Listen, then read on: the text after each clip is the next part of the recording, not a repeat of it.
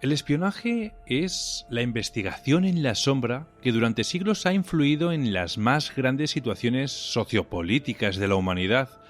¿Sería el mundo que hoy conocemos el mismo si no hubiera existido este espionaje? La respuesta, si no rotunda, es prácticamente una obviedad. Es no, desde luego. Uno de los primeros espías de la historia en saltar a la fama fue Sidney Radley.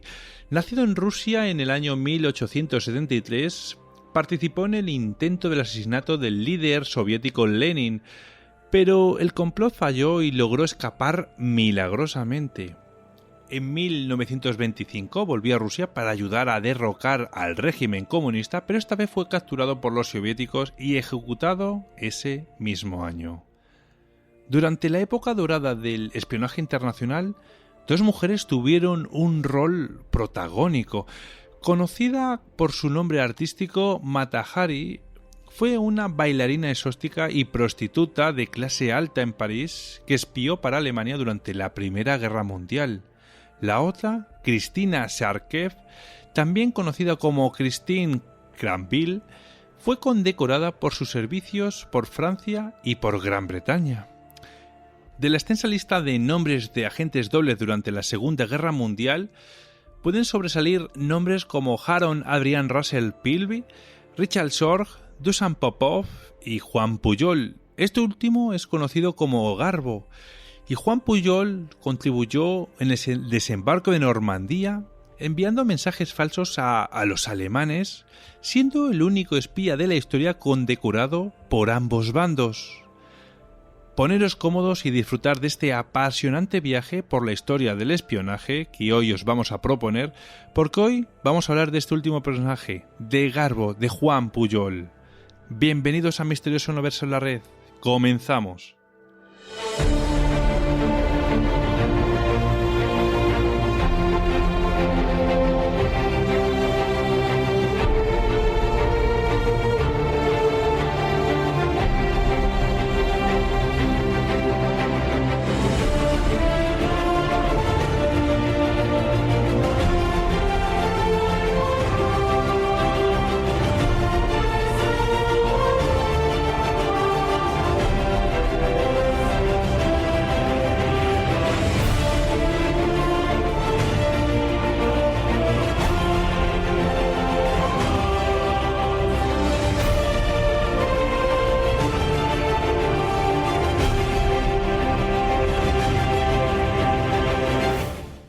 Hola, muy buenas, Víctor, y bienvenido nuevamente al programa.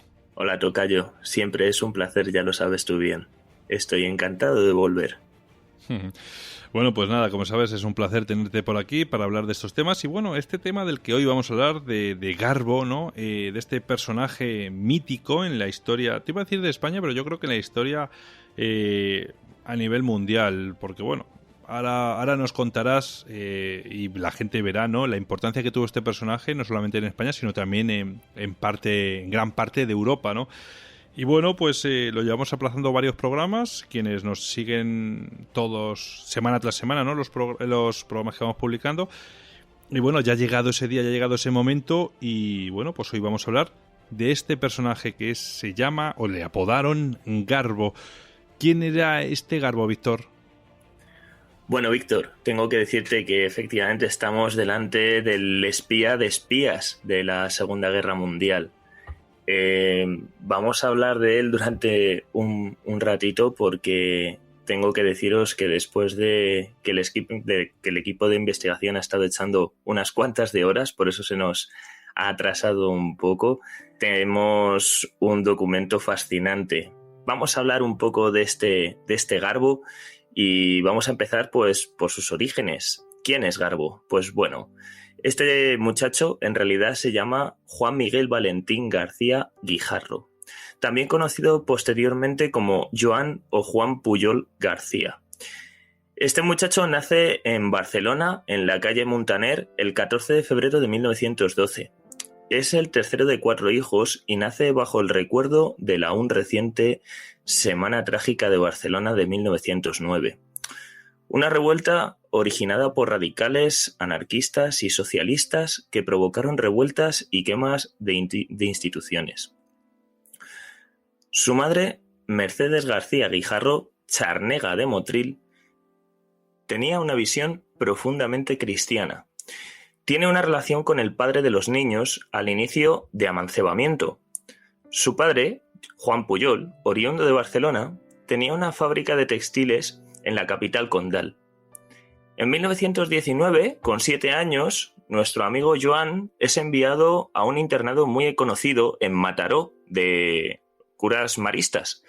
Llevado durante 4 años allí, al volver, ingresó en un colegio cercano a su casa familiar, al tiempo que tomaba clases de francés particulares, hasta que a los 3 años, y tras una discusión con el director, dice a su padre que no quiere seguir estudiando y se pone a trabajar en una ferretería en Las Ramblas. Como el trabajo era duro, decidió arrepentirse y volver a estudiar, en este caso filosofía y letras, hasta que una apendicitis aguda le deja en el hospital.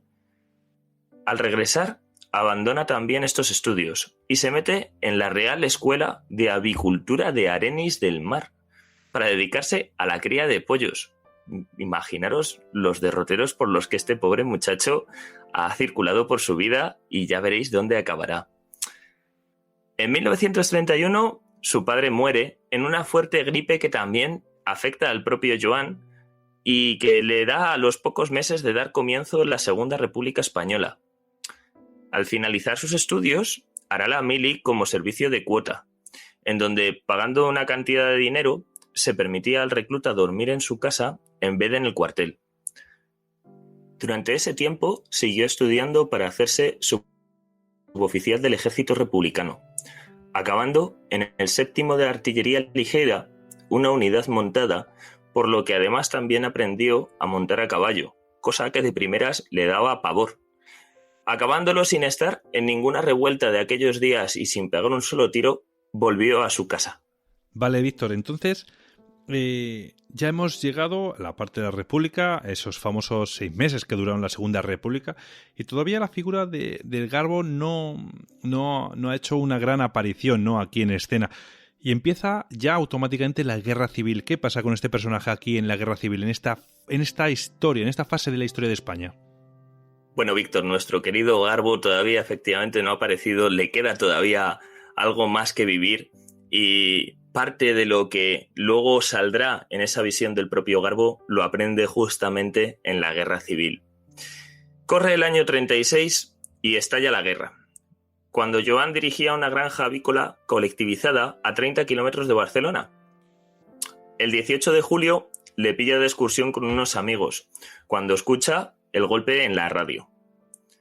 Decide marchar a casa de su novia de entonces, en la calle Girona, pasando el día allí con su familia política, escuchando la radio mientras todo estallaba por los aires. El prometido de su hermana Elena fue arrestado por las fuerzas republicanas, y más tarde ella y su madre fueron arrestadas también, acusadas de ser contrarrevolucionarias, pero gracias a un pariente suyo, de la CNT, las liberan. Aunque Joan es llamado a filas por ser oficial en la reserva, decide ocultarse ante la idea de una lucha fratricida, pasando a ser un desertor y ocultándose en casa de su novia hasta unos días antes de la Navidad del 36, momento en el que son arrestados el padre y el hermano de su novia por ocultar joyas y monedas de oro, y él por desertor. Pasando una semana en prisión, estará allí hasta que, gracias a una chica del Socorro Blanco, una institución contrapuesta al Socorro Rojo que ayudaba a monárquicos y carlistas, e impulsada por su novia, lo sacó en la oscuridad de la noche para ocultarse de nuevo durante un año en el apartamento de un taxista con su mujer y su hijo, que además el muchacho le salva gracias a su frialdad un día que la Guardia Civil va a buscar si allí hay algún desertor, y el muchacho les enseña la casa con toda la tranquilidad del mundo mientras que Joan está allí escondido, y la Guardia Civil al final no hace nada gracias a la frialdad del muchacho. A los meses de todo esto, la familia se marcha en 1937, quedándose solo en la casa, sin que nadie supiese que estaba allí.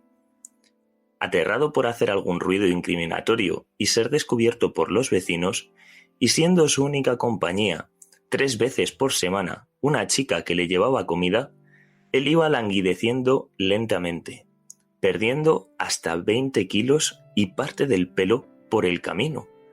Aunque solo tenía 25 años, aparentaba muchos más. Mientras la desesperación y la angustia lo consumían. El 1 de septiembre de 1938, aquella chica finalmente consiguió documentos falsos que le eximían por edad del servicio militar. Un antiguo amigo de la UGT le manda a una granja incautada en Girona, a 30 kilómetros de la frontera francesa, en donde se encuentra con amigos de la carrera. Dedicando sus ratos libres a hacer excursiones por el monte para estar entrenado el día que quisiera escapar, llega hasta hacer 60 kilómetros en una sola jornada.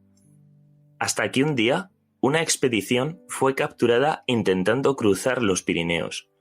Siendo varios los muertos y reforzada la frontera posteriormente, su plan había fracasado antes de empezar. Así que decidió cambiarlo.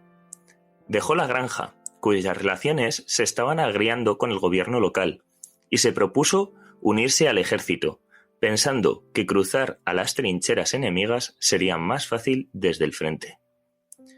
Se presentó en una oficina de reclutamiento de la República, con sus documentos falsos, y le mandan 15 días al campo de instrucción de Borjas Blancas en Lleida, para después enviarle al frente con el cuerpo de señales.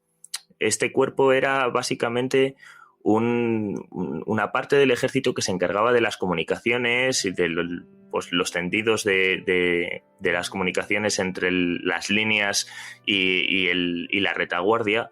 Y pues a Joan, viendo que sus capacidades tampoco debían de dar para mucho más, pues se ofrece voluntario y se mete en aquel tinglao. Es más, a lo que se dedicará a partir de ese momento es atender cables de comunicación. Vivió en condiciones terribles, poca disciplina y muchos rumores de disidencia, unidos a una falta de abastecimiento y refrescos que se unían a las burlas por megáfonos del bando contrario.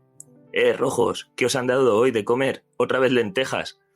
El mismo 9 de octubre de 1938, un día antes de desertar, se encargó de dar una charla propagandística a los franquistas desde las trincheras republicanas.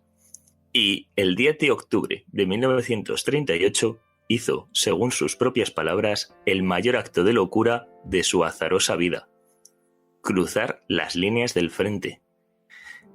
Se preparó con 2 de sus compañeros. Él cogió 2 granadas de mano sin intención de usarlas.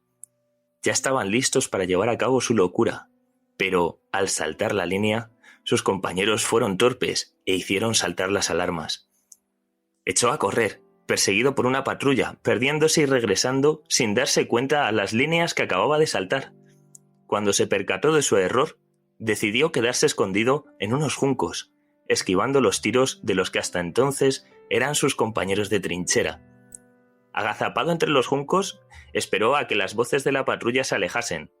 Pensó en usar sus granadas, pero no podía llevar en su conciencia esa carga.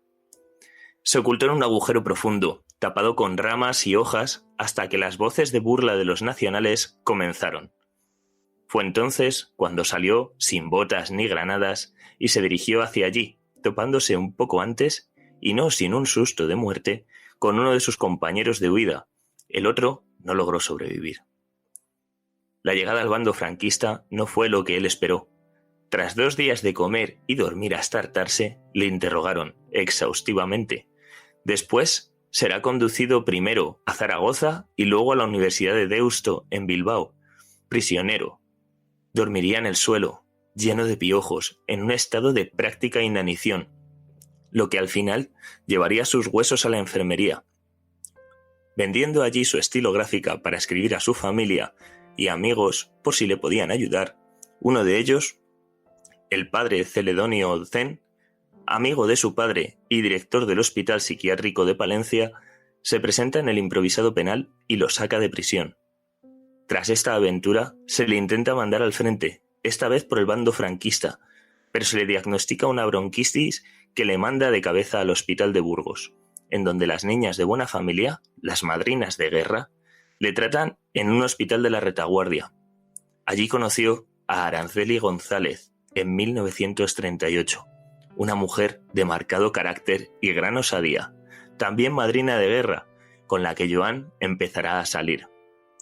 Al acabar la guerra, el 1 de abril de 1939, Joan está en Madrid, de permiso.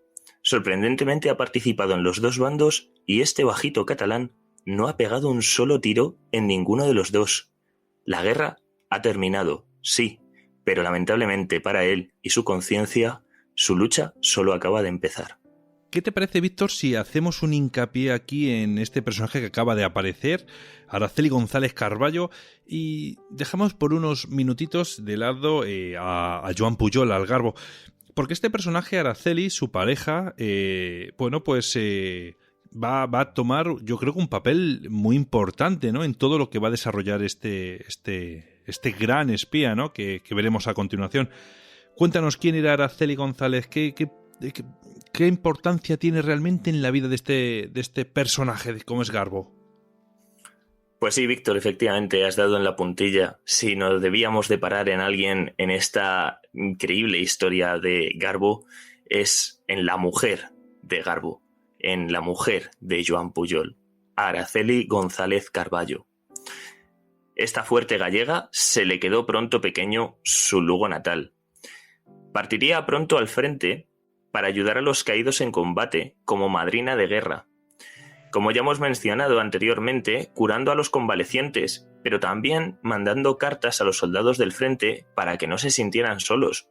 Esta cuestión de la madrina de guerra es fascinante porque además aparece prácticamente en España en las guerras de Marruecos y son mujeres de alta clase o de clase media alta que lo que buscan es intentar poner su granito de arena y lo que hacen es dar lo que ellas pueden hacer trabajos de enfermería y luego escribirse, cartearse con los soldados porque realmente ellos se sentían muy solos en las trincheras del frente.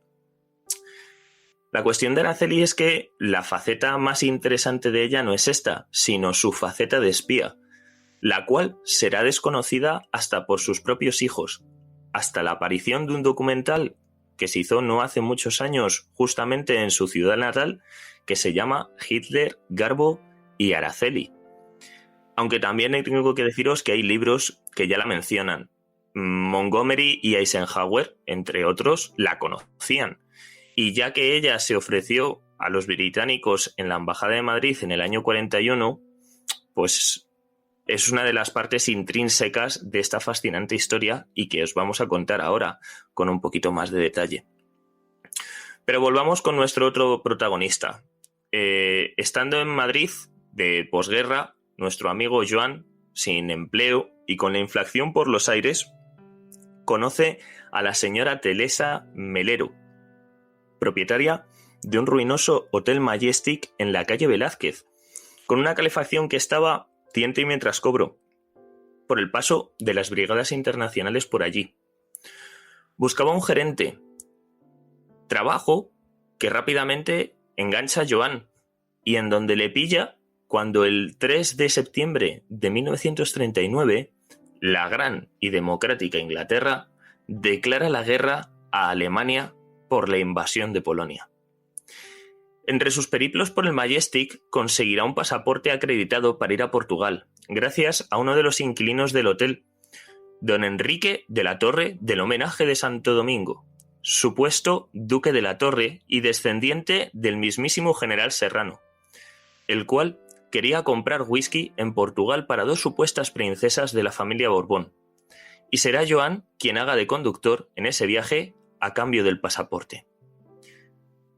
Tras este pequeño periplo, se casará con Araceli el 24 de abril de 1940 en Madrid, en la parroquia de San Martín, en la actual Plaza de la Luna del barrio de Malasaña, que es una iglesia preciosa que os recomiendo visitar y que, por supuesto, todavía sigue allí. El 8 de enero de 1941, viendo los horrores que se estaban provocando en Europa por Hitler, Araceli llama a la embajada británica e irá con una mano de delante y otra detrás a la embajada en Madrid. Creen que es su mejor baza, ya que en aquel momento era el único país que ya había declarado la guerra a Hitler, pero la despachan sin medias tintas de allí. Al ser los dos muy jóvenes, les dicen que no, y que harían mejor labor si se alistasen como soldados o mecenas. Resueltos a combatir la guerra con sus propias armas, Joan decide dar un cambio de 180 grados a su plan, dirigiendo sus intereses a la embajada alemana. Pujol se ofrece entonces a los nazis para hacer méritos ante los británicos. Esta vez, de una forma más cautelosa, decide prepararse antes de su recepción, estudiando la ideología del enemigo. Tras ello, llamó a la embajada en febrero de 1941, pidiendo hablar con el agregado militar. La respuesta: llame al día siguiente. El pobre Joan consiguió hablar con ellos 15 días después, por segunda vez, y eso sí, al día siguiente de aquello, se citó con un empleado español de la embajada que le hizo un interrogatorio exhaustivo. 2 semanas más tarde, un hombre aparece.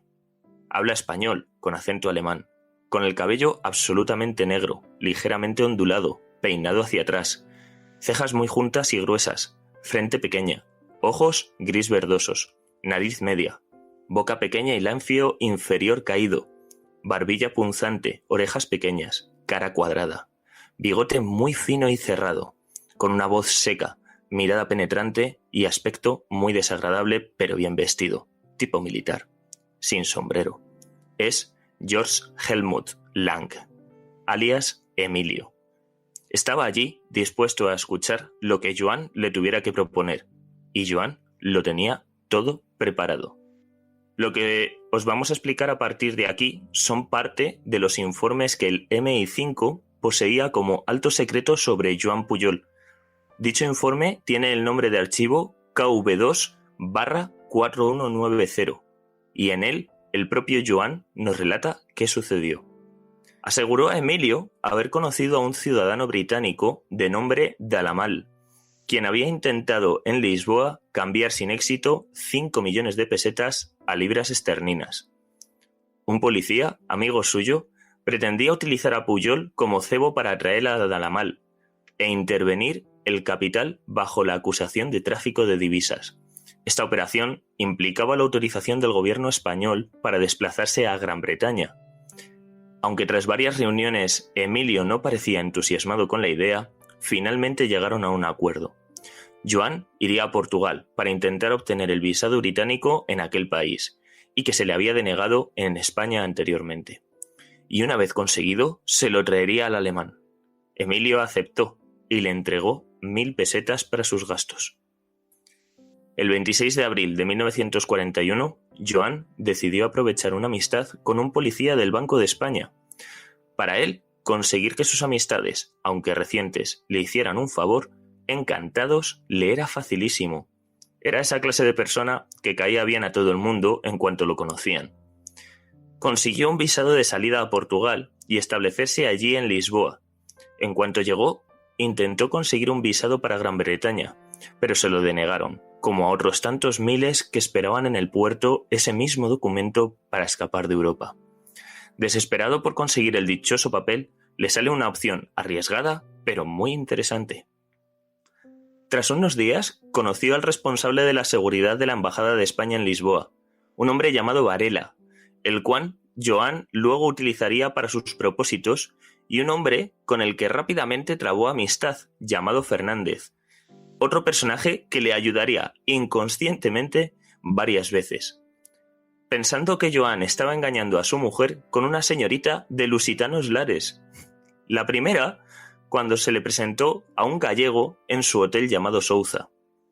Al ganar confianza con este, entre copa y copa, Souza le enseñó un documento con el membrete del Ministerio de Asuntos Exteriores, con una carta añadida que solicitaba se le prestase toda la ayuda que necesitase para viajar a Argentina. Era justo lo que nuestro amigo andaba buscando.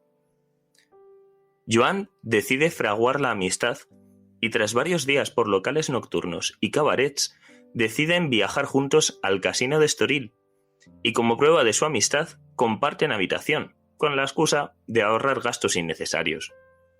Estando allí una noche, se excusó con su amigo por un dolor de estómago marchando a la habitación, pero a su vez instó a Souza para que se quedase ya que estaba en racha. Al llegar a la habitación compartida, rebuscó entre las cosas de su amigo hasta encontrar los documentos deseados. Los fotografió todos para posteriormente guardarlos de nuevo en el mismo lugar, volviendo al casino para seguir la velada. Días después, se dirigió a una imprenta, pidió unas ampliaciones y tras ello fue a un grabador para pedir una plancha con sellos necesarios. Diciendo pertenecer a la Cancillería, encargó 200 copias del documento. Lógico si era un funcionario en labor administrativa. Y un sello de goma, justificándolo con que el anterior se había desgastado de tanto usarlo. Tras todo esto, se quedó con las 12 mejores copias y destruyó el resto. Podría venderlas y sacarse mucho dinero por los documentos, pero ese no era su objetivo. Para mayo de 1941 regresa a Madrid. Concertó una cita con la Abwehr en el Café Negresco, cerca del Banco de España. Al llegar allí, estaba quien sería uno de sus dos principales contactos desde entonces, el agente de la Abwehr que examinó e instruyó a Joan Pujol, un hombre con pelo ondulado y rubio, labios gruesos, nariz recta, ojos azules y cara muy manchada. Es un deportista entusiasta, muy conocido en Navacerrada. Pasa todos los domingos esquiando en las sierras. Bien vestido, suele llevar guantes y camiseta. Habla un español perfecto, sin ningún rastro de acento extranjero. Su estilo también es perfecto. Es Friedrich Knapp Ratey, alias Federico. Emilio estaba enfermo, según Federico, pero él estaba dispuesto a escuchar su aventura con la operación de Alamal. 3 días después, queda con él de nuevo en el Café Coso.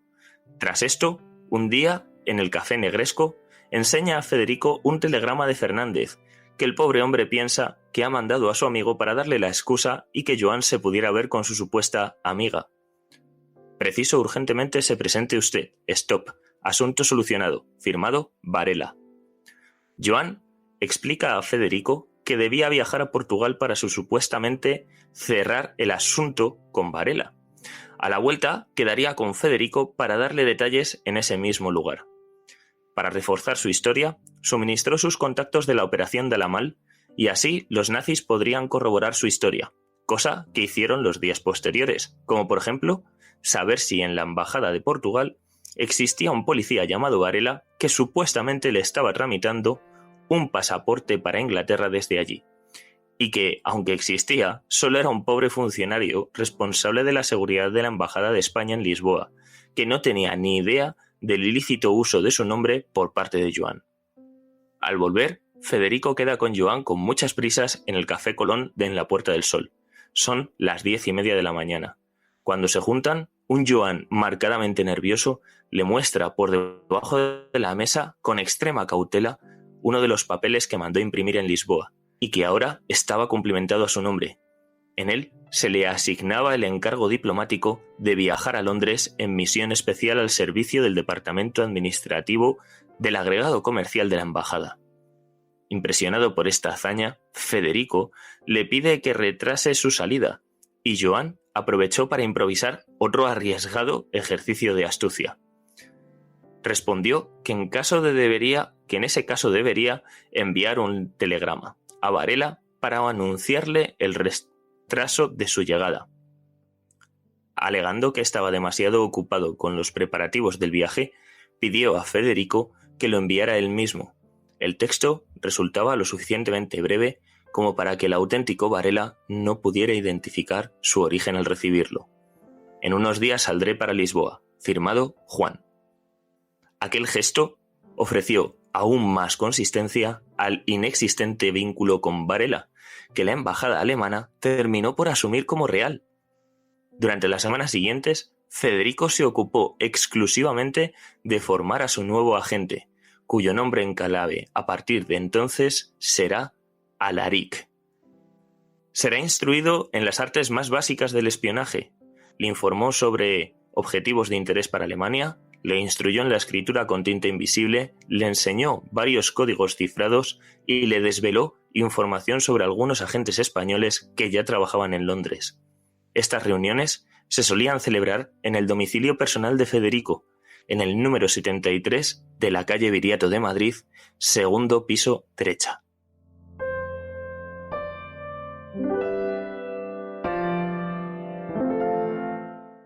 Vale, Víctor, pues ¿qué te parece si ahora hablamos de lo que puede entenderse por lo que es la adware?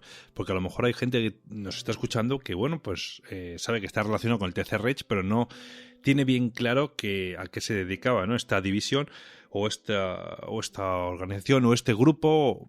Ahora nos lo explicarás. Y bueno, y sobre todo, ¿cómo ha funcionado o qué función hacía aquí en España? Pues Víctor, es complicado de entenderlo. Para mí también ha sido complicado, el equipo también le ha sido complicado, pero es una parte importante y esencial para entender todo el entramado alemán que se había producido ya no en la propia Alemania, sino en los países que estaban pues siendo por lo menos unos neutros aliados en este conflicto. Para aclararnos un poco debemos entender qué es la Abwehr y cómo funcionaba en España. La Abwehr fue una organización de inteligencia militar alemana que estuvo operativa de 1921 hasta 1944. Fue creada pocos años después de proclamarse la República de Weimar y estuvo en servicio hasta la caída de la Alemania nazi. El término en realidad significa defensa en alemán, el de Abwehr, y fue usado como una concesión a las demandas de los aliados para que las actividades de inteligencia alemanas tras la Primera Guerra Mundial tuvieran solamente un propósito defensivo.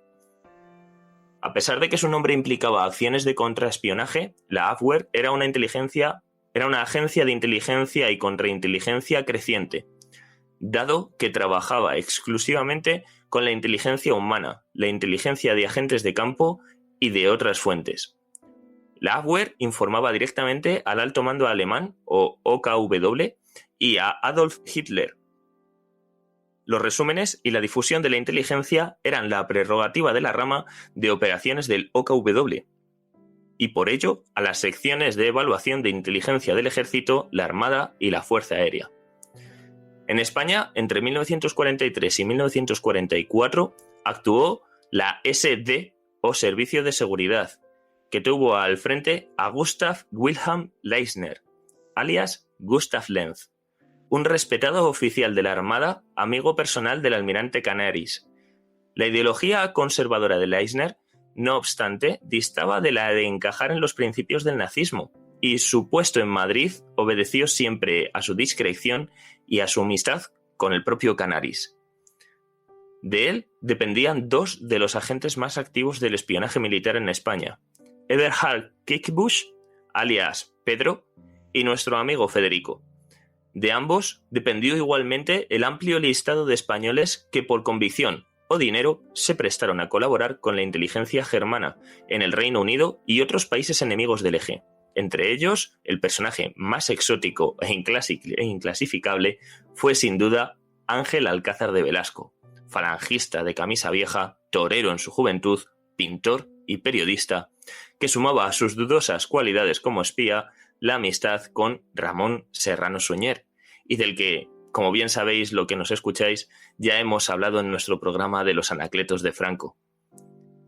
La SD estaba dividida en 4 secciones: espionaje a cargo de Pedro, comunicaciones al mando de Emil Groespasch, contraespionaje al mando de von Reuscheit y sabotaje sin jefatura conocida. La sección de espionaje estaba a su vez subdividida en la división naval, bajo el control del capitán Blaser, la fuerza aérea al mando de Hermann Borg-Wenskisen y el ejército a cargo del propio Pedro. En julio de 1941, Alaric se trasladará a Portugal, pero antes del ficticio viaje a Inglaterra, quedará en casa de Federico y allí se junta con Emilio y un individuo de tez extremadamente pálida, un hombre que parece muy enfermo y sin duda parece una enfermedad hepática. No es un tipo particularmente alemán, bastante ordinario. Habla buen español con algo de acento alemán. Sin duda es superior en la organización alemana tanto a Emilio como a Federico. Es Karl Erich Kulenthal, alias Carlos o Felipe. Alaric recibió de Carlos las últimas instrucciones. Carlos es un hombre importante. Durante la Segunda Guerra Mundial estuvo al frente de la estación de Abwehr en Madrid. Llegó a alcanzar el rango de mayor. Carlos desplegó una red de espionaje que alcanzaría todos los rincones de España. En abril de 1943 estuvo implicado en la Operación Mincemeat, Operación Carne Picada, el operativo británico para desinformar a la inteligencia alemana respecto a la invasión aliada de Sicilia, la Operación Husky, como se le conoció. Como jefe de la Abwehr en Madrid, Carlos fue el encargado de transmitir la información secreta encontrada al cadáver de un supuesto oficial británico en la ría de Huelva. Como dato curioso de esta increíble aventura, que si queréis podemos relatar otro día, desde el entierro de William Martin, aquel náufrago, siempre hay flores secas en su tumba. En 2002 se reveló el secreto de quién las colocaba. Era Isabel Naylor, hija de un trabajador inglés del Rio Tinto Company Limited, que siguió la tradición de su padre e inició cuando ella contaba 14 años. Por esto ha sido condecorada por el gobierno inglés. Pero volviendo un poco a lo que nos atañe, estábamos en casa de Federico con Emilio y Carlos. Este último sugirió a Alaric que crearon con urgencia una red de subagentes de confianza que pudieran continuar su trabajo cuando regresara a España. Una red que llamarían posteriormente Arabel. También recibió un frasco de tinta invisible, el código cifrado con el que debería enviar sus mensajes, microfilminas con los cuestionarios que tenía que rellenar con la información requerida por los nazis y $3.000. Igualmente, le facilitó varias direcciones de cobertura en Madrid y Lisboa donde poder enviar su correspondencia clandestina. Estaba listo para partir. Vale, ya se empieza a poner interesante el tema de Garbo, ya empieza a hilar ya historias y a partir de aquí empieza ya a demostrar que tenía una cabeza, muy organizada, ¿no? Tenía todo movimiento, toda historia que inventaba y que creaba la tenía totalmente controlada y bajo control. Háblanos, Víctor, de cómo empezó Garbo todo este complejo entramado de planes que iban relacionados unos con otros y que iban en armonía todos juntos. Pues sí, efectivamente, ya vamos viendo aquellos pequeños pinitos que nuestro querido Joan empezaba a hacer. Ya se estaba convirtiendo en todo un espía alemán, Alaric, con su red Arabel, y en este punto pues le encontramos ya viajando hacia Portugal. Extremando las precauciones en su viaje a Cascais, enrolló sólidamente los billetes que le habían dado los alemanes y los colocó dentro de un preservativo que luego cortó en el extremo final de un tubo de pasta dentífrica y vaciando la pasta, introdujo los billetes en su lugar, enrollando de nuevo el extremo del tubo para que pareciese medio vacío. Compró una guía turística Baedeker de Inglaterra, un horario de trenes Bradshaw y un gran mapa del Reino Unido, las herramientas más útiles que tendrá en estos primeros momentos para mantener su tapadera. El 15 de julio de 1941 decide probar su equipo y manda su primera carta a los alemanes, haciendo creer a Federico que estaba en Inglaterra.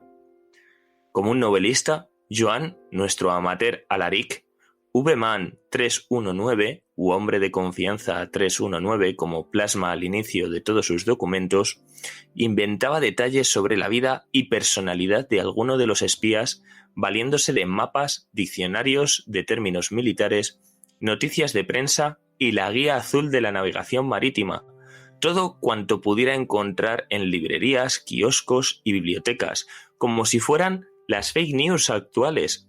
Mezclaba realidad con la ficción que sus responsables nazis querían escuchar.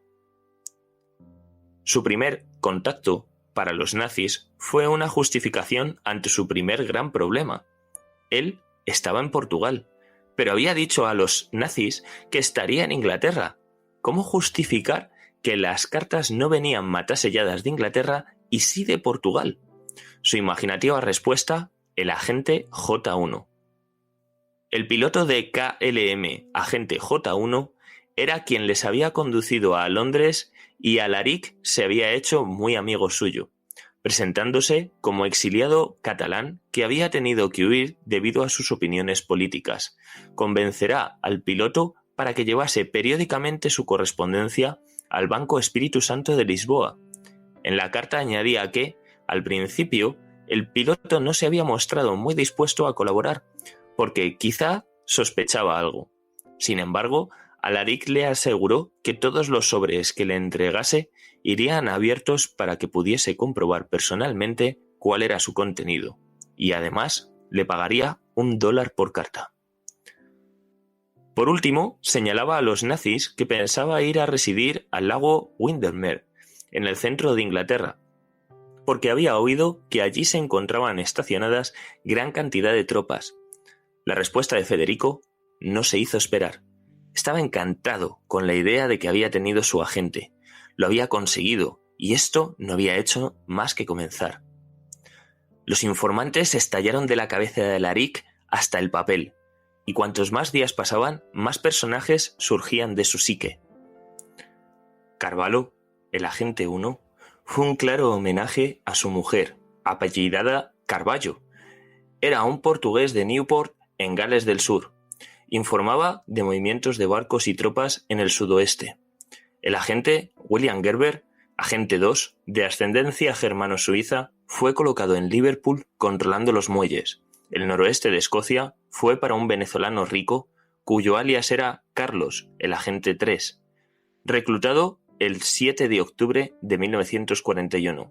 Educado en la Universidad de Glasgow, su misión era informar de la actividad militar en Glasgow y en el río Clyde, y él, Alaric, en el sureste, con lo que inicialmente ya lo tenía todo cubierto. Jamás repite personajes entre sus espías.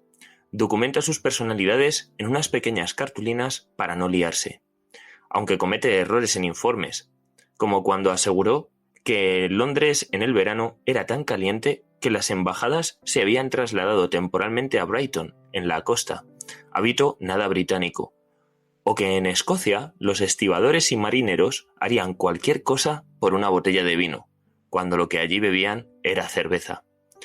Hechos que si se hubiesen comprobado por parte de los nazis le hubieran reventado la tapadera.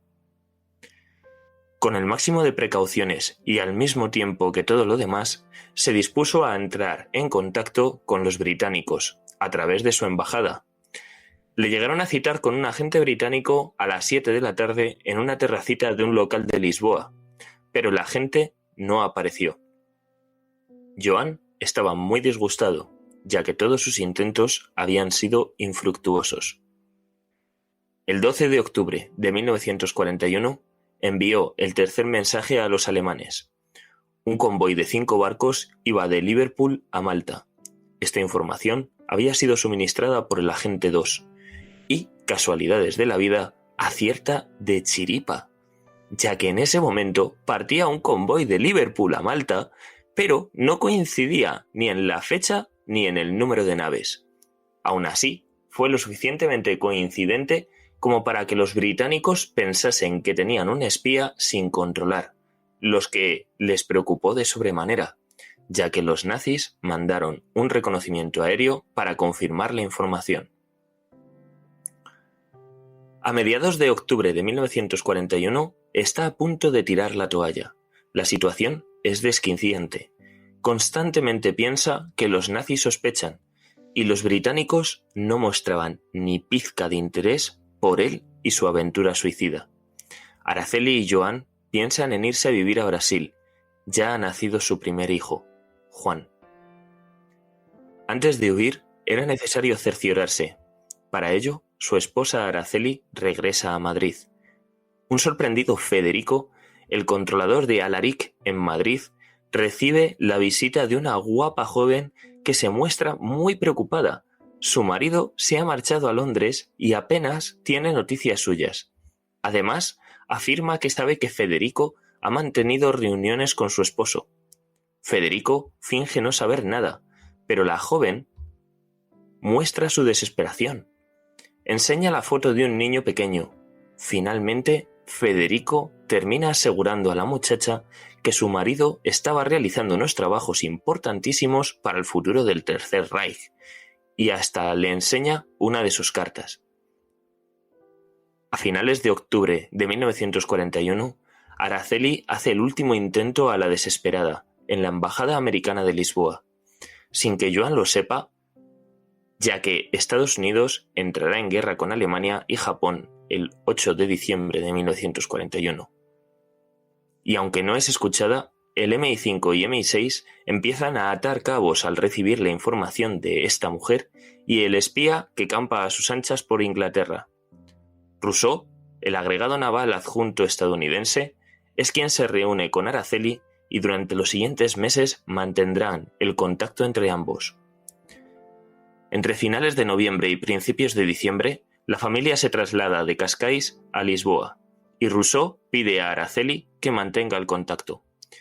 Mientras, irá informando a sus superiores del Comité de la Doble Cruz de la nueva información que le extrae a esa enigmática mujer.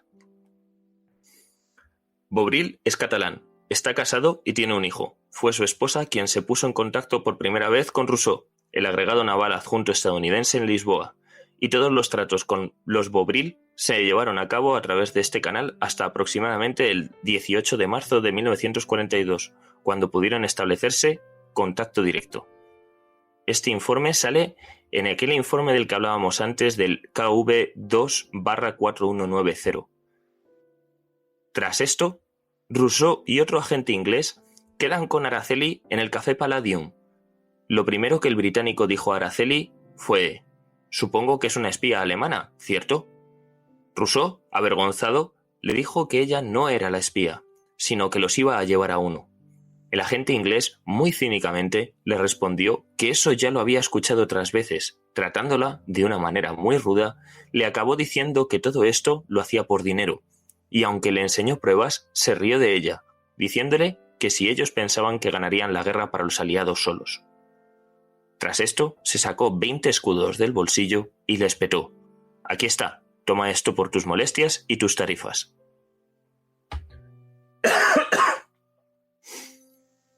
Después de esta humillante situación, Rousseau llamó varios días después a Araceli pidiéndoles disculpas y proponiéndole ir a la oficina del agregado naval adjunto estadounidense, donde se encontraron con el jefe de Rousseau, Desmarest, al que le cuenta la historia de nuevo y le confirma que el hombre que había ido a la embajada británica en Madrid era su marido Joan, el espía Alaric que había estado buscando y los periplos que habían pasado para hacerse oír. Mientras tanto, Joan, desilusionado, ya estaba terminando de tramitar las visas para Brasil. Al volver a Araceli, terminará siendo persuadido por ella para que se reúnan con Rousseau, y quedan el 17 de diciembre de 1941, a medianoche en el Café Martiño.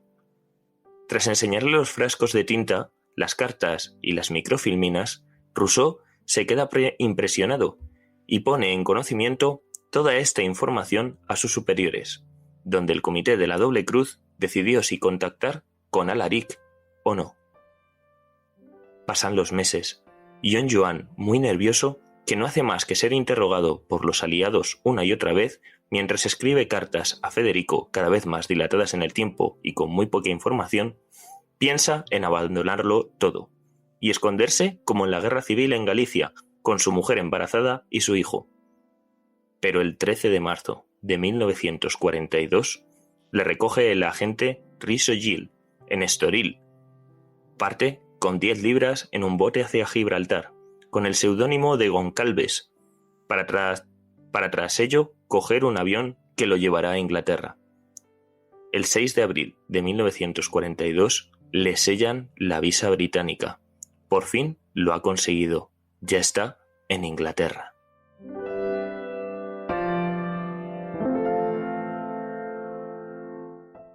Bueno, pues Víctor, y tras conseguir ese objetivo que tenía inicial, ¿no? El de poder salir de Europa, el de poder llegar a Inglaterra, que le dieran ese visado, ¿no? Ya se acaba aquí toda su historia, es decir, ya se separa, ¿no? de ese mundo de los espías y lleva una vida más tranquila. Pues cualquier persona con un poco de sentido común seguramente lo hubiera hecho así, ¿sabes? Se hubiera escapado y hubiera dicho, yo aquí os den a todos por saco y no quiero saber nada, pero tengo que decirte que es justo en este momento cuando realmente se pone interesante la historia, ya que estamos a puntito ya de conocer a este famosísimo Garbo y el porqué de su nombre. Verás, el 24 de abril de 1942 llega a Plymouth. Allí conoce a Mr. Gray, seudónimo de Cyril Mills. Joan no sabe inglés, y es entonces cuando aparece Thomas Harris, un bohemio pintor de madre española que representa por sí mismo otro personaje de inagotable fascinación.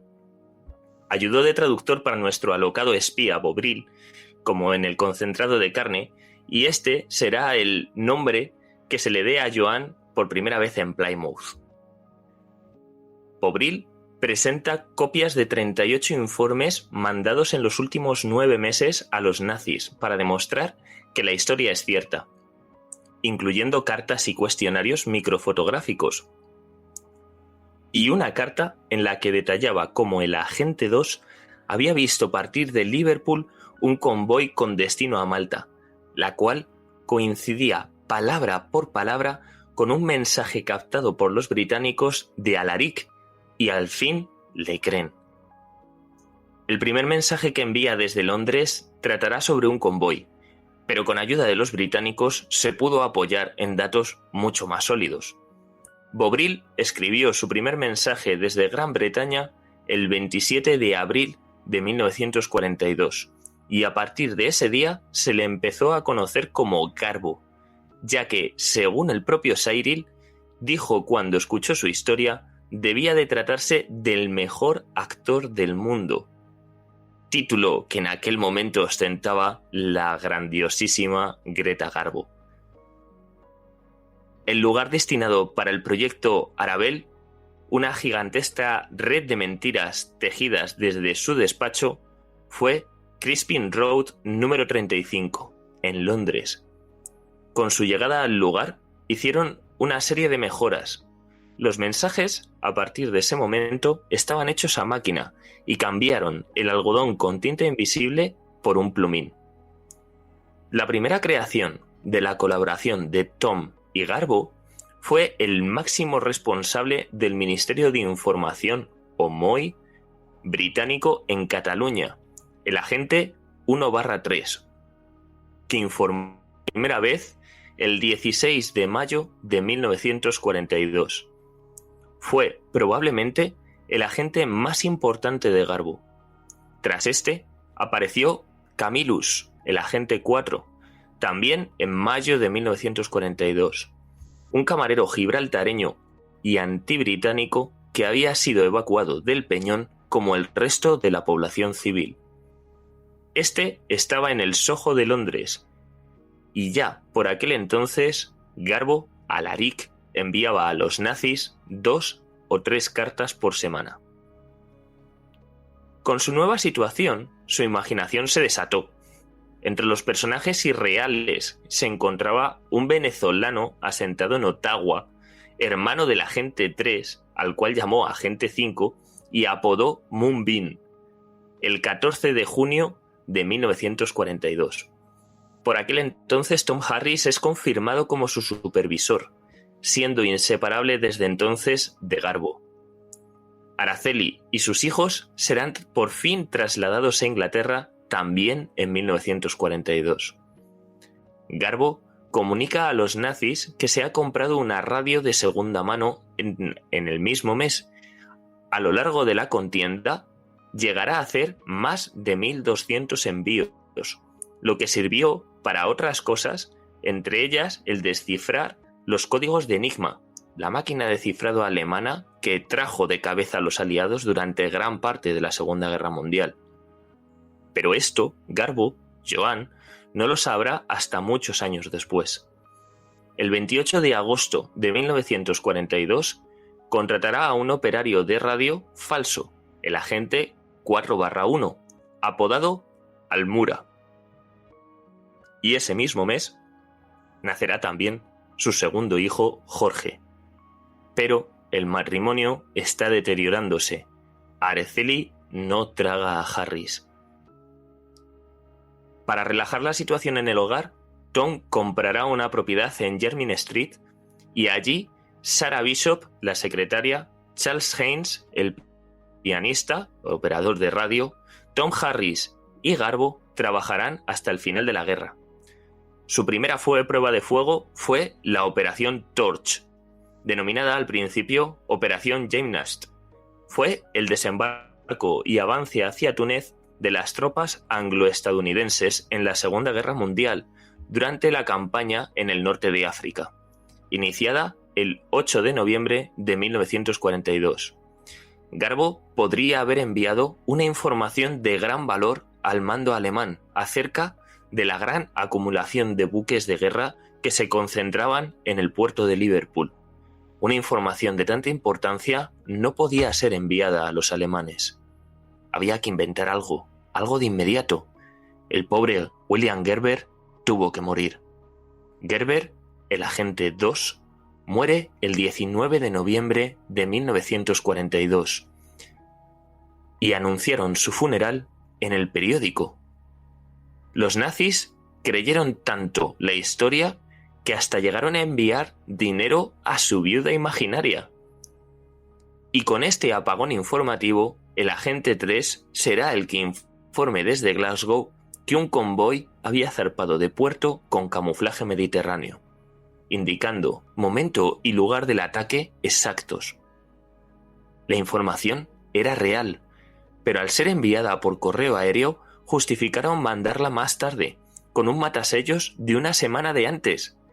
Cuando los nazis recibieron la información, era tarde, pero viendo el valor de esta, dieron a Alaric un 50% de aumento salarial por agente y una bonificación solo para él.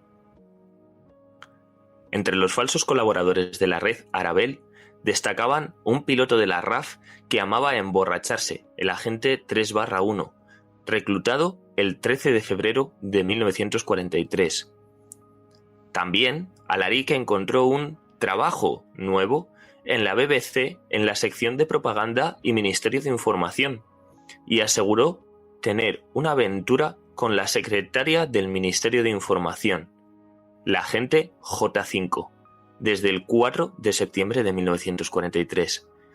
Y también añadió un suboficial de Marina estadounidense, el teniente de la 49ª División 3, el agente 3/2, el 1 de octubre de 1943.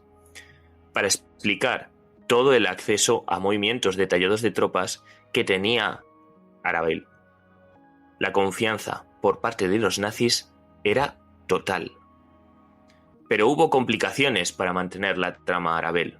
Por ejemplo, el suboficial de seguridad de campo, un lingüista surafricano que odiaba el comunismo y era violentamente antirruso, el agente 6, y que estaba en el frente de África, tuvo que morir cuando el escriba que hacía sus cartas, ya que todos los informes que se hacían para los alemanes iban con diferentes letras de los diferentes informantes supuestos, muere en un accidente de avión. Todo esto son manifestaciones de la cabeza de Garbo. Llegó al punto que, como tenía tantos espías, decidió recurrir a la viuda de Gerber, y lo que le dice es que se mude a casa de Alaric para ayudarle, y a partir de ese momento la empieza a llamar en sus informes la viuda, cosa que también es mentira. A su vez, documentos desclasificados relatan la dureza de la clandestinidad para el matrimonio en una ciudad devastada por las bombas. Una vida que Araceli tuvo que sostener sola, según cuenta su propia hija. Mi madre estuvo abandonada y aislada durante la guerra. Lo único que podía hacer era ir al centro a hacer shopping. Cuando empezaban a caer las bombas, se tenía que meter en el metro 10 horas hasta que pasaran los aviones. Esto nos lo relata María Chrysler, la hija de Araceli González y de Joan Pujol. Según los documentos del Archivo Nacional, en 2016, el MI5 se opuso a que Araceli hiciera amigos entre la comunidad española de Londres, y aunque su trabajo fue vital para crear la red de Garbo, estaba claramente excluida de cualquier participación. La desesperación de Araceli llegó a poner en peligro la red y amenazó con entregarse a la embajada española si no le dejaban regresar a su país con sus hijos. Para evitarlo, Joan propuso al MI5 una solución drástica. Simularían que, debido a la actitud de Araceli, Garbo había sido descubierto, detenido y torturado. Cuando el servicio secreto le informó de la captura de su marido, Araceli respondió con otra simulación y esperó a los agentes sentada en la cocina con todos los grifos del gas encendidos. Finalmente, firmó una declaración en la que se comprometía a no poner en peligro el trabajo que realizaba su marido o causar vergüenza para la oficina. Según indican los documentos, Garbo fue liberado. Próximo ya al final de la guerra, Araceli convenció a los británicos, con la intermediación del propio Winston Churchill, para que le permitieran viajar de vuelta a Lugo y reencontrarse con su madre y hermanos. Por otra parte, los nazis tenían gran estima e incluso algo más que respeto por su espía Alaric, cuyos informes son de máxima prioridad para los alemanes.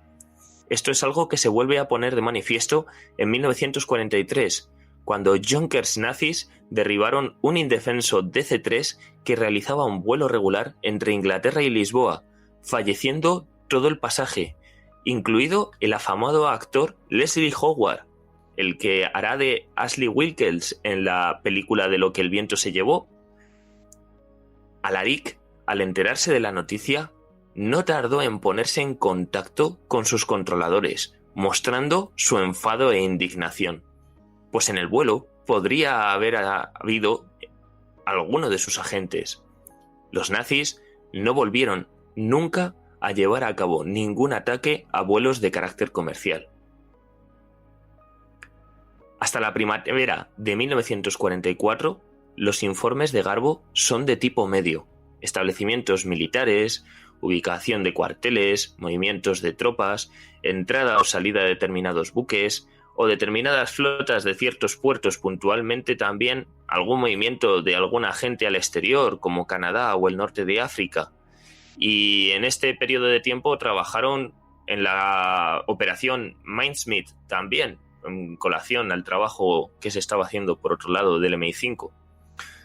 Pero el gran momento fue el día D y la operación que sin el apoyo de Garbo no habría podido existir: la operación Fortitude.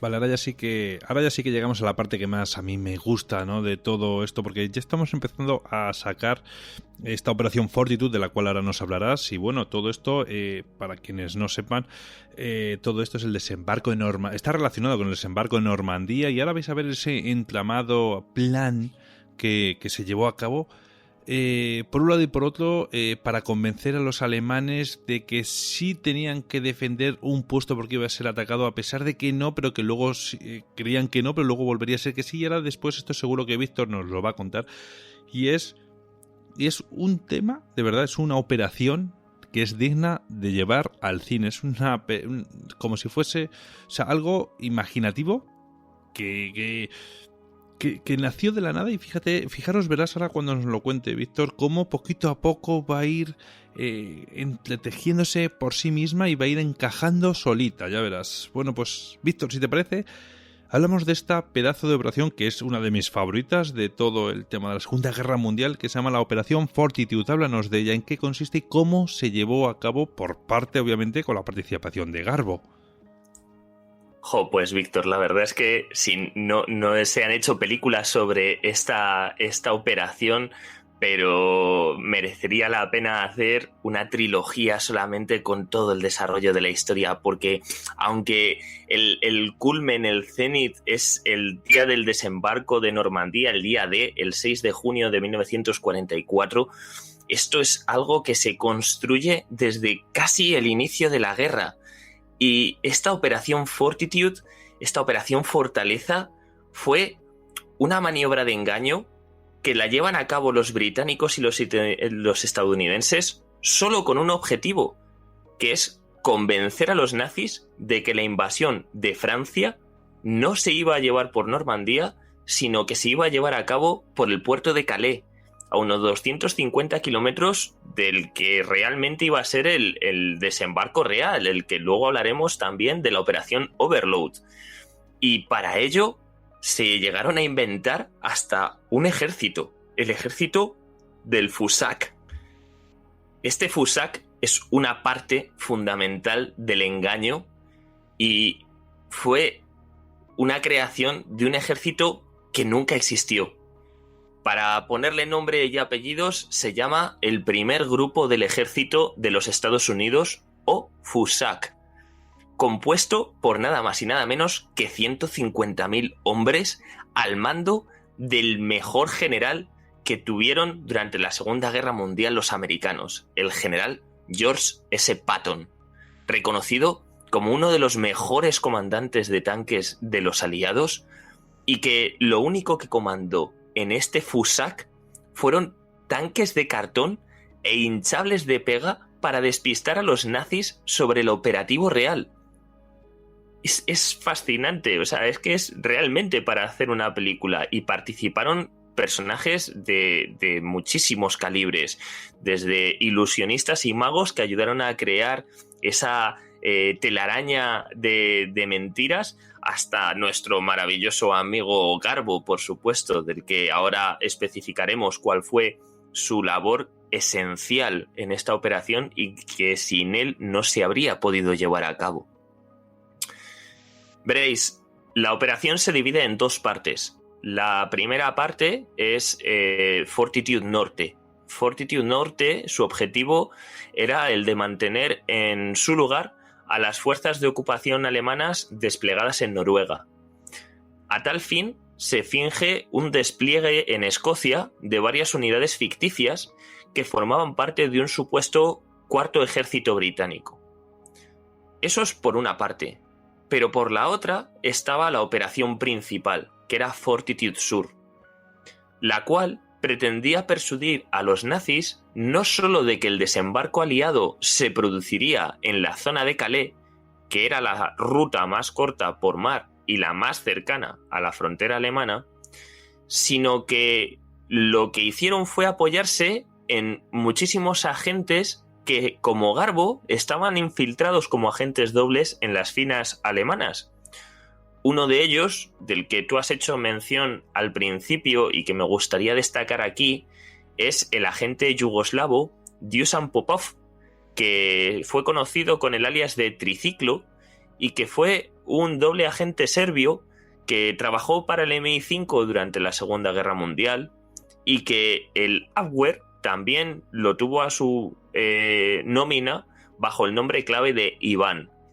Y si me gusta destacar este personaje en particular es porque Ian Fleming, el autor de la saga de espías más famosa del mundo entero, con estas sí muchísimas películas en su haber, se inspira en este Dusan Popov para construir el personaje de James Bond, ya que el propio Popov también era un Latin lover, ¿vale? Era un hombre que se dedicaba a la buena vida, a hacer misiones mientras que se tomaba una copa y mientras que se ligaba a alguna mujer de las que hubiera por ejemplo, el casino de Estoril, lugar que transitó no poco durante aquellos años.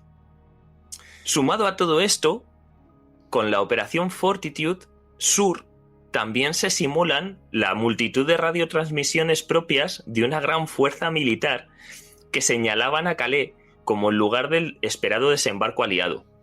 La aviación aliada se encargó de lanzar, mediante paracaídas, grandes cantidades de provisiones y municiones en los alrededores de Calais para abastecer a inexistentes grupos de resistencia y bombardearon todos los sistemas de comunicaciones y transportes nazis en todo el norte de Francia, haciéndolo, obviamente, con mayor intensidad en Calais. Esa interacción consistió para la red de Garbo, para Arabel, más de 500 mensajes que se enviaron a los nazis entre solamente enero de 1944 y el desembarco. Estamos hablando de 6 meses nada más. Y en 6 meses mandan a los alemanes más de 500 mensajes. Para preparar Fortitude Sur, Garbo empezó a mandar a sus agentes imaginarios a las ciudades y los pueblos de la costa del sur y el suroeste de Inglaterra. El punto de partida del ataque al paso de Calais. En febrero, el agente 7/2, el marino galés jubilado, reclutado el 6 de diciembre de 1943, se fue a Dover. Rush, conocido también por Dick, un curioso sujeto aficionado a la poesía, indio reclutado en febrero de 1944 como agente 7/4, estaba en Brighton. El viajante comercial, el agente 7/5, reclutado también en febrero del 44, se instaló en Devon. Y Donny, el agente 7/7, reclutado en ese mismo mes y perteneciente como tesorero a los hermanos del Orden Mundial Ario, vigilaba Harwich. No busquéis a los hermanos del Orden Mundial Ario, queridos amigos, porque no existen. También son imaginación propia de nuestro amiguísimo Garbo. El agente 4, el camarero de Gibraltar, fue destinado a observar la tercera división de infantería canadiense en Hampshire. El agente 7/3, miembro del WERN, el Women's Royal Naval Service, reclutada en febrero del 43, se fue a la India, a Ceilán, la actual Sri Lanka. Pero la mayoría de los espías ficticios se alojaron en los posibles puntos de embarque de la costa sur y sureste de Inglaterra. A medida que se acercaba la fecha, los informes eran frenéticos. 70 días antes del desembarco en Dover, junto a Calais, el marinero informa que ve 20 dragaminas y 50 cañoneras.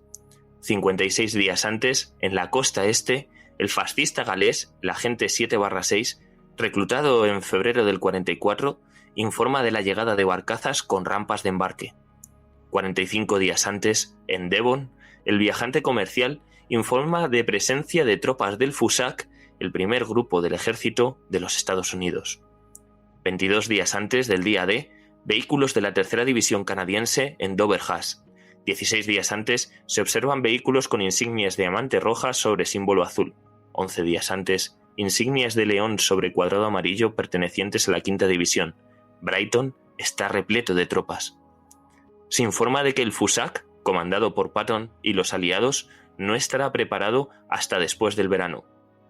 Durante el desembarco de Normandía y también en las siguientes semanas, los aliados tomaron toda serie de medidas en apoyo directo o indirecto a la Operación Fortitude. Entre ellas, una declaración falsa hecha por Winston Churchill ante la Cámara de los Comunes. Es el primero de una serie de desembarcos.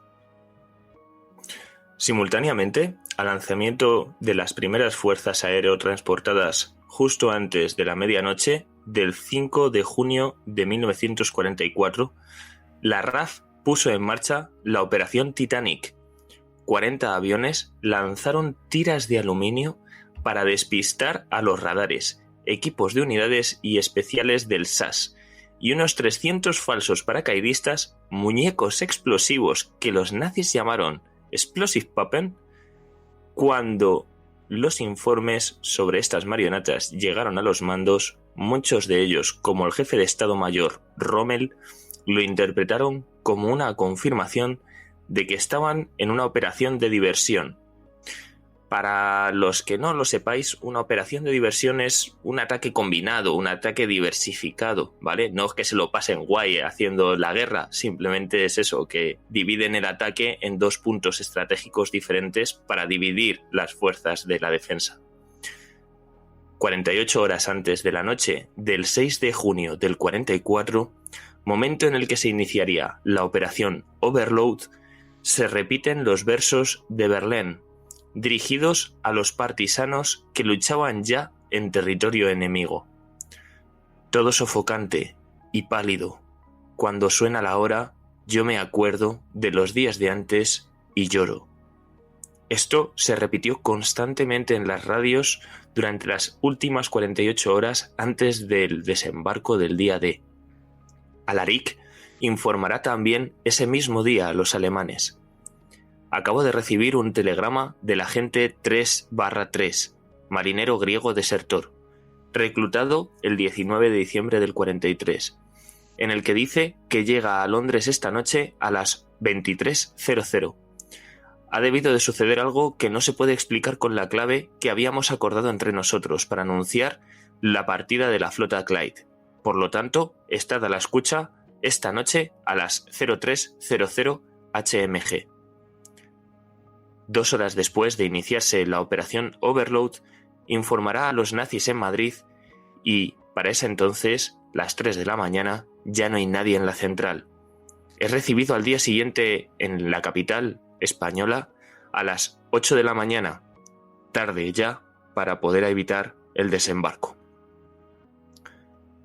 Después del día D, se siguió enviando informes para mantener la idea de un desembarco posterior en Calais y no mover efectivos, hasta el punto de que después del desembarco no se despierta siquiera ni a Hitler ni a Rommel, el cual ni siquiera tampoco es avisado de que vuelva del cumpleaños de su esposa, que celebraba a las afueras de la capital germana.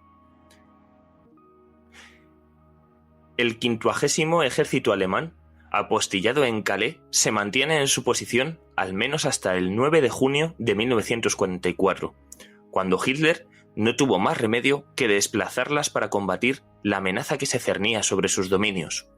La red Arabel volvió entonces a demostrar sus dotes de persuasión al convencer a los nazis, mediante falsos informes, de que el ejército de Patton estaba preparado para desembarcar en Calais y que no debían mover unidades blindadas y acorizadas, 2 divisiones y 5 divisiones más de infantería, 40.000 tropas en total, que habían sido destinadas a ese lugar. El Führer lo hizo. Fue engañado 2 veces.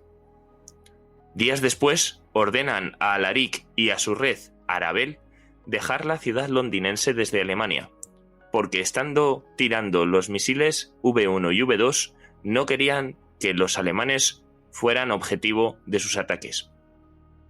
Garbo, en vez de hacer lo que le dicen los alemanes, dará coordenadas falsas para reducir las bajas entre los ingleses al máximo. El 29 de julio de 1944, los nazis concederán a Alaric la Cruz de Hierro por nada más y nada menos que una misiva del propio Hitler, aunque luego se la quitarán por no ser alemán. Tras esto, y gracias a las presiones de su querido amigo Tom, Garbo también recibirá la medalla de miembro del Imperio Británico en diciembre de 1944.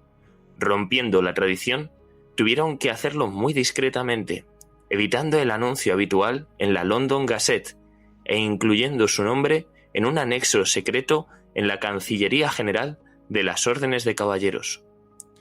La medalla le fue entregada por Sir David Petrie, director general del Servicio de Seguridad, en un banquete celebrado en su honor poco antes de la Navidad de 1944. En un pub de Londres, Joan Pujol García se convertirá en la única persona condecorada por ambos bandos de la Segunda Guerra Mundial. Al grito de sus compañeros de «Garbo, Garbo, Garbo, Garbo», el MI5 también le ofrece quedarse en Inglaterra, pero lo rechaza queriendo irse a algún país democrático de América del Sur. No cree que la alianza con los soviéticos vaya a durar mucho tras la Segunda Guerra Mundial. El 7 de mayo de 1945, todo Londres estalló de alegría. La guerra había llegado a su fin. Los nazis se han rendido tras haberse suicidado Hitler en su búnker del Reichstag. La democracia ha vencido. Para junio de 1945, Joan sale de Inglaterra. Regresa a España para reencontrarse con su familia. Tras esto, Joan viaja los últimos meses de la guerra por América, partiendo de Gran Bretaña a bordo de un hidroavión Sunderland, en dirección a los Estados Unidos, y acompañado por Tom Harris, ya que el MI5 se había propuesto cuidar de Garbo hasta el final. Al llegar a Washington, se entrevistó nada más y nada menos que con J. Edgar Hoover, el director del FBI, que quería conocerle en persona, llegándoles incluso a invitar a su casa, donde cenaron en una sala subterránea. Hoover se interesó mucho por las actividades como agente doble de Joan, mostrándole una gran afabilidad. Tras esto, marcharon a Nueva York, donde pasaron varios días. Después, y tras varios años de inseparable amistad, se despidieron. Joan se dedicó a visitar Cuba, México y otros países sudamericanos. Había reunido una pequeña fortuna, sobre todo con las partidas de los agentes nazis de Arabel, de los que se quedó el 25% y el MI5 el 75%. Y aparte recibió 35.000 pesetas y 15.000 libras como gratificación por los servicios prestados. Y tras lo que parece su última aventura, se decide a asentar en una tierra rica y próspera, Venezuela. La familia al completo se trasladará a Venezuela, por temor a que los nazis investigaran la información balsa de todos los años anteriores. Pero Araceli no se adaptó a la nueva vida en Sudamérica. El 5 de septiembre de 1945, Joan se va a Madrid para reunirse con Tom Harris, reuniéndose también a su vez con Desmond Bristow, funcionario del MI6 que había pasado la última parte de la guerra en Gibraltar y en el norte de África.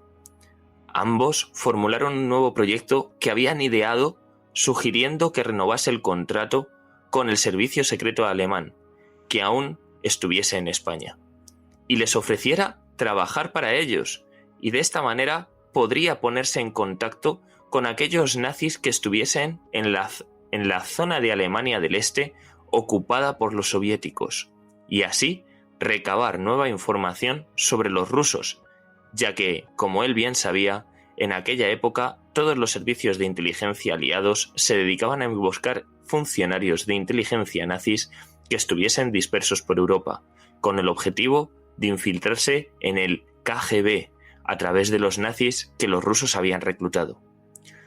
Joan aceptó y se volvió a meter en la piel de Alaric. Para ello, telefoneó a un número en Madrid que tenía guardado de los viejos tiempos y preguntó por Gustav Lenz. Una voz contestó que él no estaba allí porque vivía fuera de Madrid. La persona que podía darme más detalles era Eberhard Kirkebusch, Pedro, que vivía en la calle Sil número 5 de la colonia del Viso en Madrid. Nunca había tenido un trato directo con Pedro, pero al llegar a su casa pareció muy satisfecho de verle y le invitó a comer. Pedro tenía un aspecto muy prusiano. Había tenido el rango de comandante de la Abwehr y era un excelente amigo del almirante Canaris. Había estado en España desde el comienzo de la Guerra Civil y llegó al mismo tiempo que la Legión Cóndor. Se encerraron en su oficina y empezó a mostrarle la mayor parte de los mensajes que la Red Arabel había enviado. Hasta llegó a mostrarle el libro que habían utilizado para enviar objetos, dentro del espacio formado por el centro de las páginas cortadas, de modo que su interior sirviese como caja secreta. Luego, al finalizar la velada, le entregó 25.000 pesetas como prueba de gratitud por todo lo que había hecho en favor del Reich, con objeto de que su mejor agente se pusiera a salvo. También le dio la dirección de Federico y le dijo que se ocultaba en una pequeña aldea de la Sierra de Guadarrama. Cuando llegó a ver a Federico, no se encontraba nada cómodo. Daba la sensación de que era un hombre aterrorizado. España constituía un país relativamente seguro para que en él se ocultasen funcionarios nazis, pero muchos miembros del servicio de inteligencia parecían temer ser secuestrados o eliminados por sus colegas del bando aliado. Le ofreció sus servicios y le comunicó que le gustaría seguir trabajando para él. Lo aceptó de muy buen grado y le aconsejó que concertase todos los detalles con Pedro.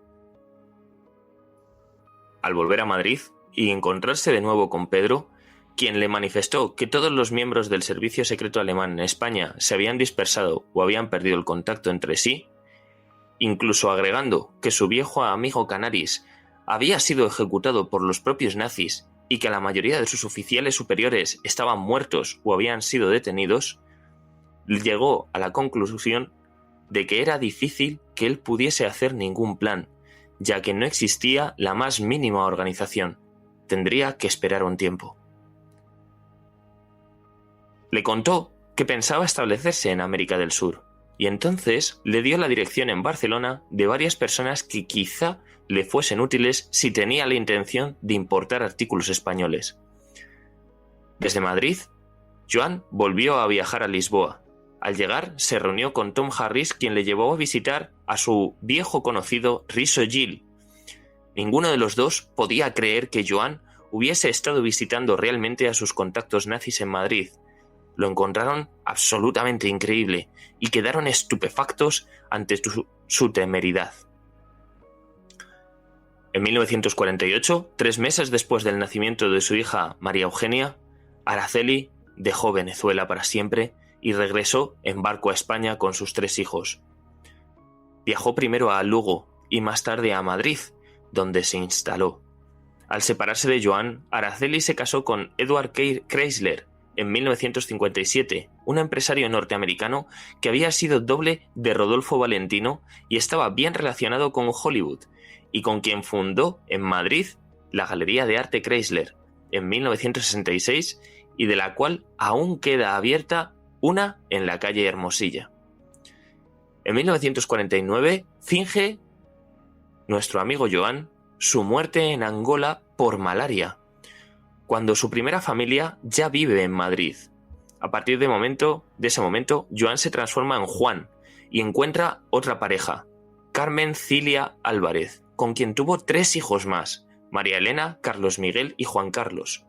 La vida transcurrió tranquila para Juan Pujol hasta 1984, 40 años después del día D.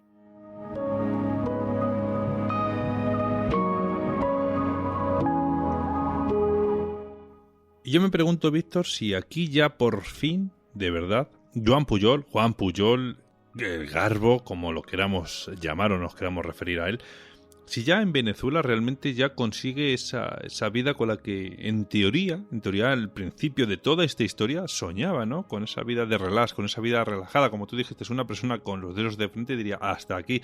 Aquí ya él realmente ya frenó, siguió todavía con sus historias de espías y de agente 007, como mencionamos antes. Pues, Víctor, la verdad es que la vida en Venezuela de Juan era bastante tranquila. Se dedicó básicamente a lo que quiso y cuando quiso y como quiso. El dinero no da la felicidad, pero sí que te da muchos cauces para ser un poquito más feliz. Y durante el tiempo que él vivió en Venezuela, fue profesor de idiomas en la compañía Shell en el lago de Maracaibo, comerciante en una tienda de regalos que compró para su segunda mujer Carmen. También un frustrado propietario de un hotel en la localidad de Choroní, donde ella había nacido, y donde también montó un cine al aire libre. Tengo que decirte que fueron todos negocios catastróficos y que el pobre hombre terminaba con uno para enganchar en otro, pero ninguno conseguía levantar cabeza. Todo eso hubiera sido su problema si no hubiera sido por el mayor disgusto que recibe en esos años. Y es que su hija, María Elena, con tan solo 22 años, muere al dar a luz en 1975.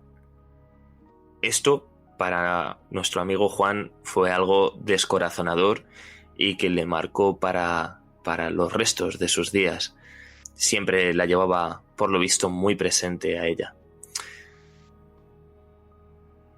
Todo transcurre con esa normal tranquilidad que se espera de una vida de agente secreto retirado, cuando entonces recibe una llamada telefónica que le inquieta. Aunque su interlocutor dice que le llama del consulado británico para citarle a una reunión en Caracas, Juan no se fía y pide a su hijo Carlos que le acompañe a la cita. Mañana tengo una reunión. Me vas a llevar a un sitio donde voy a ver a unas personas que me llamaron para hablar de una actuación que tuve en la Segunda Guerra Mundial. Yo voy a entrar. Tú te vas a quedar fuera. Y si no salgo en media hora, llamas a la policía. Al día siguiente, Carlos lo lleva al edificio. Va armado con una pistola que le ha prestado un amigo, pero al llegar al lugar ven que tenía mucha seguridad. No se podía llamar a los ascensores sin una llave. Al acabar el encuentro, Juan dijo que todo había salido bien y que estaba resuelto. Unos funcionarios británicos le habían comunicado que el Parlamento británico había promulgado una ley que desclasificaba muchos de los documentos secretos de la Segunda Guerra Mundial, pero le dijeron que no debía preocuparse porque oficialmente él estaba muerto.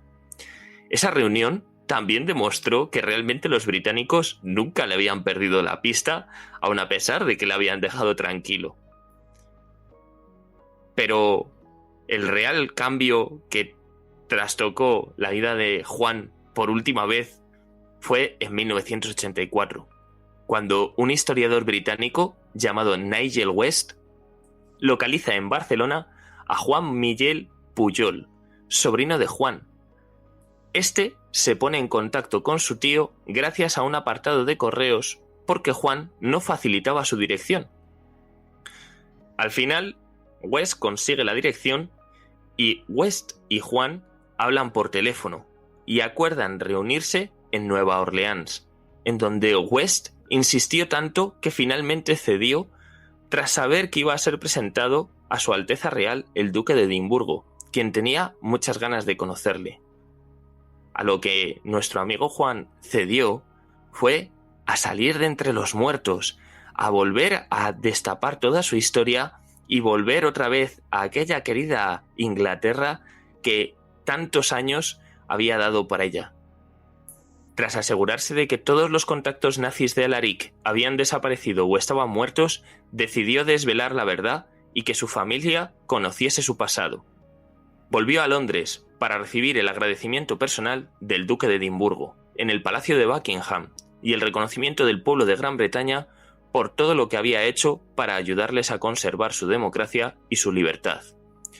Una de las cosas que enorgullecían a Joan Pujol García era que había participado en 2 guerras, la civil española y la Segunda Guerra Mundial, y había sobrevivido sin matar a nadie ni pegar un solo tiro. Araceli, que todavía seguía viva por aquel entonces, en un primer momento se sorprendió de saber que su exmarido seguía vivo, pero pocas semanas después ella misma convocaría a toda su familia en su casa de Madrid a una reunión en la que compartieron la alegría del momento y Joan pudo abrazar de nuevo a sus hijos e hija y conocer a su nieto y a sus nietas. Edward Chrysler participó también en aquel recibimiento. Joan Pujol García murió el 10 de octubre de 1988, un mismo día como aquel que había utilizado para saltar de las trincheras republicanas al bando nacional. Joan murió en Caracas a consecuencia de un derrame cerebral. No recibió ningún tipo de homenaje ni en Venezuela, ni en Gran Bretaña, ni en España. Y en su tumba, en Choroní, solo puede leerse: Juan Pujol García, 14 de febrero del 12 al 10 de octubre del 88. Recuerdo de su esposa, hijos y nietos. Araceli González Carballo murió en 1990 y nunca publicó sus memorias. Víctor, qué increíble historia, ¿no?, la que llevó este personaje que bueno, que ¿no?, en sus inicios quiso crear una granja de pollos, ¿no? Y mira cómo acabó resolviendo prácticamente la Segunda Guerra Mundial, ¿no? Acabando con el Tercer Reich, puso la puntilla, como quien dice. Y bueno, y ya sabemos todos lo que acabó, ¿no?, pasando en aquel famoso búnker, ¿no?, de Hitler y demás.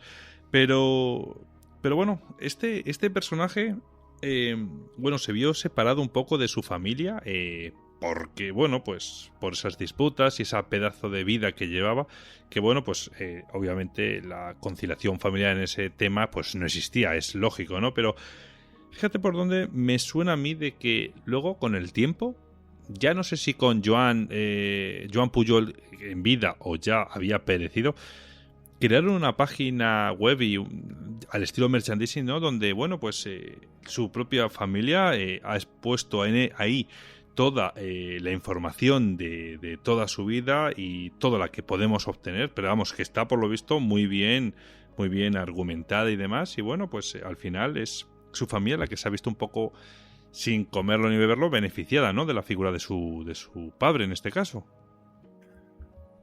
Pues sí, Víctor, la verdad es que, como podéis comprobar, el personaje en sí mismo es fascinante. Los personajes, porque me gustaría también reseñar la figura de Araceli y el papel protagonista que realmente tiene en esta increíble historia. Pero es que efectivamente estamos hablando de un tipo que quería estudiar filosofía y letras y criar pollos en una granja en Girona, a convertirse en la pieza clave de una de las operaciones secretas más importantes de toda la Segunda Guerra Mundial por el bando de los aliados. Y es que estamos hablando de que muchos historiadores consideran que el trabajo que se realizó durante la Operación Fortitude redujo el tiempo de guerra 2 años. En vez de haber acabado la guerra en el 45, sin la acción de Garbo, hubieran acabado en el año 47 con el coste de sobrevidas que hubiera supuesto esto. A partir del momento en el que Garbo fallece, se van a hacer mucha serie de homenajes. Ya sabéis lo que sucede, sobre todo en esta tierra nuestra, con los homenajes póstumos. Te tienes que morir para que te homenajen en este país. Pero bueno, en realidad el hecho que salió otra vez con la luz de este personaje de Joan Pujol fue un conflicto originado en Madrid por el nombre de una plaza. Y es que veréis, aquí en el barrio de Malasaña de Madrid, para los que no conozcáis, estamos en el pleno centro de la ciudad. El ayuntamiento tenía una plaza que se llamaba Plaza de Juan Pujol, y en un momento determinado se le quiso cambiar el nombre. La cuestión es que hubo bastante conflicto con esto. El Ayuntamiento de Madrid supuestamente no, se sabe que aprueba el 18 de noviembre de 1969 denominar la plaza de Joan Pujol, a la que hasta entonces se había llamado Plaza del Espíritu Santo, y de esta manera se pretendía, aparte de evitar confusiones con la calle del mismo nombre, hacer un homenaje a un personaje, un periodista, novelista y poeta franquista llamado Juan Pujol Martínez, que vivió entre 1883 y 1967. Pujol abraza el anarquismo al acabar derecho para posteriormente renegar de él en la Segunda República y se convierte en el jefe de propaganda de la Junta de Defensa de Burgos tras el golpe de Estado militar del 36. Como periodista fue corresponsal por las principales capitales de Europa para el famoso Imparcial o el ABC, también llegó a dirigir el diario Madrid y el diario Informaciones, pero si vuelve a saltar a la palestra este personaje es porque en el año 2006, de la mano del escritor de Fernando Sánchez Dragó, y luego en el 2017, de la mano del Ayuntamiento de Ahora Madrid, se intentó cambiar el nombre de la plaza. Dragó decía que este Joan Pujol Martínez fue el delator y culpable del asesinato de su padre, Fernando Sánchez Monreal, a quien no conoció nunca. La idea era rebautizar el enclave como Plaza del Rastrillo, que es como se le había conocido popularmente desde hacía siglos. Ya en el mapa de Teixeira sale así, nomenclaturada como Plaza del Rastrillo.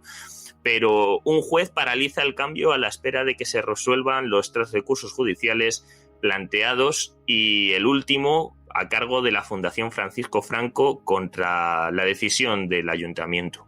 Y ahí están, en espera, en stand-by. Pero como bien decías tú, Víctor, no todos son conflictos. En realidad, con motivo del 75 aniversario del desembarco de Normandía, el 6 de junio del 2019, la familia de Garbo, de Joan Pujol García, el espía del que llevamos haciendo mención todo este ratito, lo que hacen es estrenar una página web de la mano de sus hijos, de María Chrysler, de Juan y de Jorge Chrysler, de sus 3 hijos con Araceli Garbo, y en el que lo que han hecho es efectivamente pues una página para promover la figura de su padre. Os la recomiendo muchísimo porque es una página muy interesante en el que además tenéis fácil acceso a esos documentos desclasificados del MI5 que se desclasificaron con la información de Garbo, de Joan Pujol, y del que nuestro equipo de investigación ha sacado una parte importante de la información que hoy os hemos venido aquí a tratar. Y poco más que contar, amigos míos, que espero que podáis disfrutar de este personaje de nuestra tierra y que también ha hecho un gran mérito y un gran esfuerzo para que nosotros podamos vivir en un mundo más democrático, más libre y mejor. Pues sí, Víctor, la verdad es que gracias a estos héroes en la sombra, hoy en día vivimos mucho más tranquilo y sobre todo gracias a estas misiones, ¿no? Estas operaciones, pues bueno, yo creo que hoy en día no hablamos alemán gracias a este tipo de acciones, ¿no? Aquí en España te hablo, yo creo que, bueno, pues si se hubieran despistado un poquito, hoy en día hablaríamos ese alemán porque Alemania hubiera dominado Europa y me atrevo a decirte que quizás parte del mundo, pero bueno, esto es una opinión personal mía, en fin.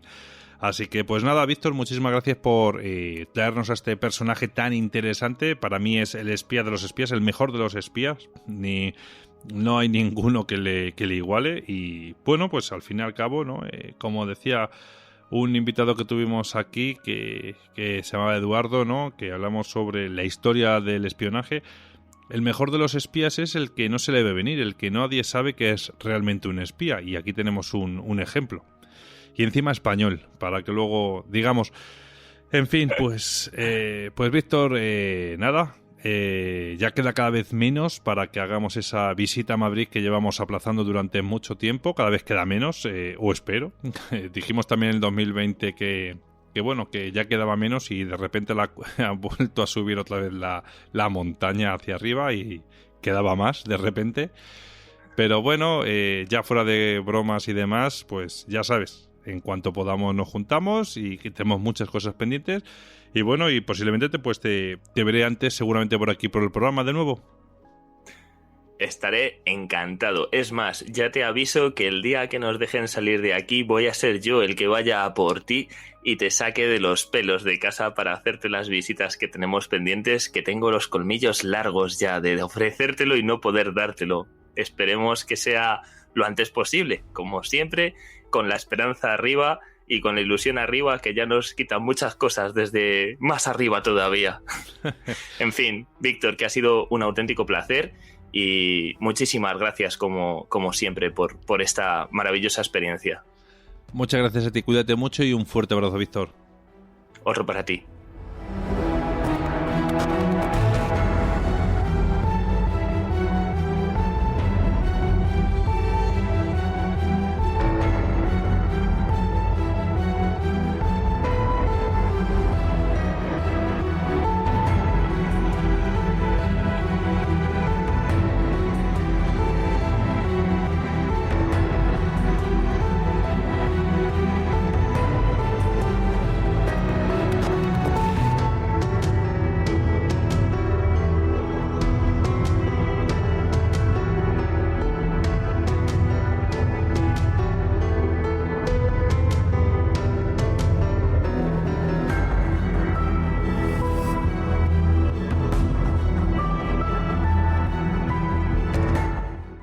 Bueno, pues queridos amigos, espero que hayáis disfrutado de esta aventura, de este viaje que os hemos propuesto hoy por la historia de España y de Europa, con este personaje tan interesante. Y bueno, pues antes de marcharme, si me lo permitís, como siempre suelo hacer, os voy a recordar las formas de contacto y las redes sociales en las que estamos presentes. En Twitter nos vais a poder encontrar como @universored, en Facebook y en Instagram nos vais a poder encontrar también con el mismo nombre del programa como Misterioso Universo en la Red. Nos podéis hacer llegar también un WhatsApp al 689 80 96 32. Podéis también comunicar con nosotros a través de un grupo que tenemos en Telegram. El enlace de ese grupo lo vais a encontrar en la descripción del programa. Si tenéis problemas o algo para uniros, solo tenéis que hacérnoslo saber y os mandamos el enlace de forma personal y privada. No sabemos por qué ocurre, pero bueno, la informática es un poco caprichosa a veces. Y bueno, pues estas cosas ocurren. Y bueno, y por si esto es poco para vosotros, todavía podéis poneros en contacto si os apetece a través del email misteriosouniversored@gmail.com. Así que pues poco más me queda que deciros que bueno, pues que tengáis una muy buena semana y que nos vemos en el próximo programa. Un fuerte abrazo para todos.